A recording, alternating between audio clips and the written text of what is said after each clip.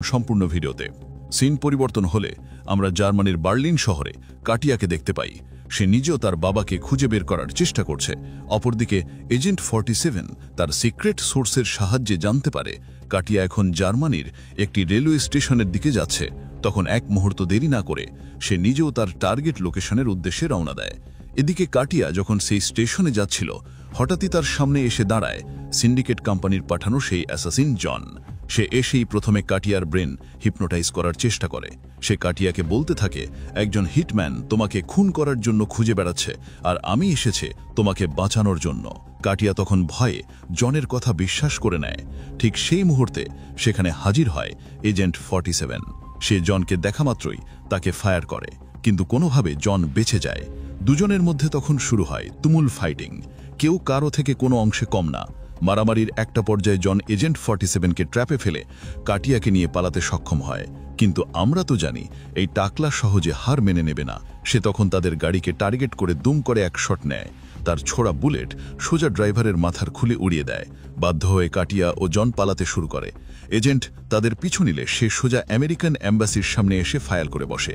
ফলে মুহূর্তেই সেখানকার গার্ডরা তাদের জেরা করতে বন্দী করে। আসলে তারা ভেবেছিল এম্বাসির ভেতরে গেলে হয়তো টাকলার হাত থেকে বাঁচতে পারবে, কিন্তু এই টাকলা আবার কয়েক ধাপ উপরে সে একটি বিশাল স্নাইপার নিয়ে এম্বাসির ভেতরে এন্ট্রি করে। সেখানকার গার্ডরা তাকে চেক করতে গেলে দেখা মেলে তার পুরো শরীর ভারী ভারী সব মাল সাজানো আছে। এম্বাসির অফিসাররা তখন এজেন্ট 47কে জিজ্ঞাসাবাদ করতে থাকে। এত লোকের প্যাক শুনে এই পাগলার মাথা গরম হয়ে যায়। মুহূর্তেই তার কাস্টমাইজ স্নাইপার তুলে কয়েকজনকে খেয়ে দেয়। ভাইরে ভাই, এই টাকলার অ্যাকশনগুলো জাস্ট মাথা নষ্ট। কিছুক্ষণ তাণ্ডব চালিয়ে সেখানকার সবাইকে সাফাই করে ফেলে। অন্যদিকে জন বুঝতে পারে এজেন্ট 47 এম্বাসির ভেতরে চলে এসেছে, তাই সে দ্রুত কাটিয়াকে নিয়ে সেখান থেকে পালিয়ে যায়। কিন্তু শেষ মুহূর্তে এজেন্ট 47 একটি উঁচু বিল্ডিংয়ের উপর থেকে কাটিয়াকে এইম করে ফায়ার করে। তার ছোঁড়া বুলেট সবকিছুকে এড়িয়ে সোজা তার টার্গেটে হিট করে। কিন্তু অবাক করা বিষয়, এতে তার কিছুই হয় না। সিন পরিবর্তন হলে আমরা জন ও কাটিয়াকে তাদের আস্তানায় দেখতে পাই। জন তখন জানায় সে কাটিয়ার বাবার কিছু পুরনো বন্ধুকে থেরাপি দিয়ে জানতে পেরেছে এখন তার বাবা অস্ট্রেলিয়ার সিডনিতে অবস্থান করছে, তাই দ্রুত তাদের সেখানে যাওয়া উচিত। কিন্তু তখনই আচমকা সেখানে এজেন্ট 47 হাজির হয় এবং কিছু না বলেই পরপর ফায়ার করে জনের চ্যাপ্টার ক্লোজ করে দেয়। এরপর সে কাটিয়াকে রেস্কিউ করে তার ডেরায় নিয়ে আসে।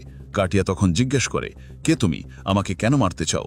এজেন্ট 47 তখন জানায়, আমি তোমাকে আমেরিকান সরকার এবং গোয়েন্দাদের হাত থেকে বাঁচাতে এসেছি। আজ থেকে 30 বছর পূর্বে তোমার বাবা যখন একটি ঐতিহাসিক আবিষ্কার করেছিল, সেই আবিষ্কারের অংশ ছিলাম আমিও।